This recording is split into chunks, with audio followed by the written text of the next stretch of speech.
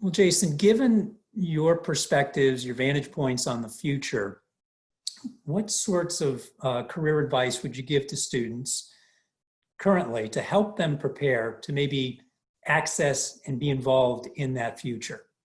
Yeah, let me take that from two perspectives. One, for those sort of considering an entrepreneurial career, and perhaps those thinking about it from a venture perspective. For the entrepreneurs, and I obviously can speak more intelligently about healthcare entrepreneurs, I would say, don't dismiss. The healthcare system is the system, and we have to operate within it. We want to change it, but we have to operate within it. Don't dismiss it, but don't be encumbered by it. As a colleague of mine often says, the solution to our healthcare problems, we know what it is, it just doesn't exist in healthcare today. And are there opportunities to leverage learnings from other sectors of the economy to have a fundamental and positive impact within healthcare? So understand the system, understand how it works, understand how dollars move throughout the system, but don't be encumbered by it. I think there are solutions out there. For those considering a career in venture, remember that you don't need to go to a venture capital firm to get venture capital experience. And I'll use myself as an example. I got my start in venture working for a health insurance company, an industry not known for its risk appetite. But in our case, we recognized that we needed to do a better job of identifying and sourcing innovation. And we wanted to diversify our revenue away from solely being premium-based revenue. So we put Zaffer investments in place, and we're pretty successful about it. So there are lots of ways to get venture-like experience other than going to a traditional venture firm. Along those lines, I often get asked, do I need an MBA to get into venture capital? And my response always is, well, 50% of venture capitalists have an MBA and 50% don't. So you do the math. The second thing I would say for folks thinking about this from a career perspective is learn as much as you can about a particular industry or a sector of an industry. So again, on the entrepreneurial side, I see a lot of entrepreneurs who come to me with great ideas, great products, but don't have a fundamental understanding about how they might get paid for that product and how the healthcare system, economics within the healthcare system really work. It's complex, but so you really need to have an understanding of that as you think about a career as an entrepreneur in healthcare or any other industry. Really get to know that, know the economics of the industry, and I think you'll be much better equipped to identify potential solutions in that space. And then, while mastering the mechanics of venture capital certainly is a must-have, those VCs, in my experience, that really excel, they have a deep subject matter understanding of the industry in which they're investing. And again, for me, that happens to be healthcare and health insurers in particular, but just mastering the mechanics of venture won't be enough to really be successful as you go forward. Thinking about our students, liberal arts college, we have students in various academic disciplines, and in particular, I'm focused at this point in the conversation around the healthcare industry. Clearly, if you look at trend lines and current experiences, you would expect that the growth of that sector will continue versus potentially other sectors.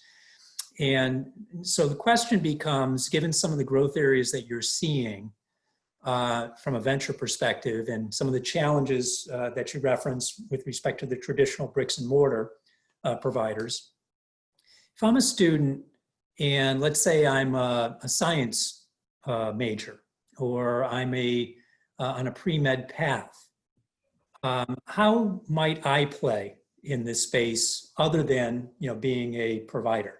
So that I don't know if you know, Jeff, but that question hits close to home for me as my son, who was a 2015 graduate of Middlebury, is in his fourth year of med school right now. And, he was a science major at Middlebury, always knew that he wanted to go into medicine. But he spent a couple of years actually working for a health insurance company between Middlebury and going to med school to really try to get a different perspective of what the healthcare industry was. So the first thing I would say is try to make sure you get a broad perspective of the healthcare industry from a provider perspective, from a payer perspective. Think about your own examples as a customer of healthcare, what that is like. And that would be the first thing I would suggest. In his case, and for those who perhaps have been more solely focused in the science area, I would say an MBA, or at least doing some coursework in private equity and venture capital, would be a good thing. He is about to embark on that as we speak. But I think that will enable you, frankly, it'll give you many more options as you think about going forward. That pre-med track and potentially going on to medical school, certainly presents a set of options for you. But if you think about, again, the explosion in the number of companies, early stage companies, that are looking for innovative solutions, who need chief science officers and chief medical officers and other clinical expertise as they build their product, as they think about the application of their product, that is only going to continue to grow as we go forward. So that's not to say, that scientific foundation that our students have built will serve them incredibly well. But think broadly about how you might apply that foundation going forward. Jason, are there any other thoughts you'd like to share with the students? Yeah, I guess I would say, to start off, today doesn't look like yesterday, and tomorrow is not going to look like today. The change that we are already experiencing in healthcare and that we will experience going forward is just going to continue to accelerate quite rapidly. I think that's scary on from one perspective, but it creates a tremendous opportunity from another perspective. And it's an opportunity for those who want to think differently. It's an opportunity for those who want to innovate, and for those who really want to make an impact going forward. So I would say embrace that change and figure out your path within that change.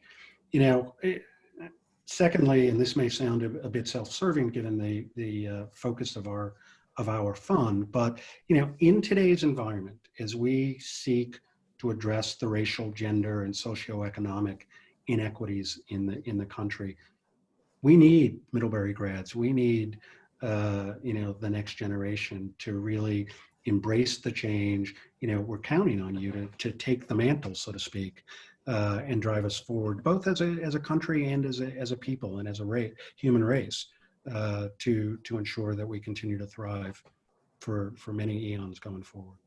We've been speaking with Jason Robart, co-founder and managing director of SIA Ventures. Jason, thank you for sharing your thoughts with us.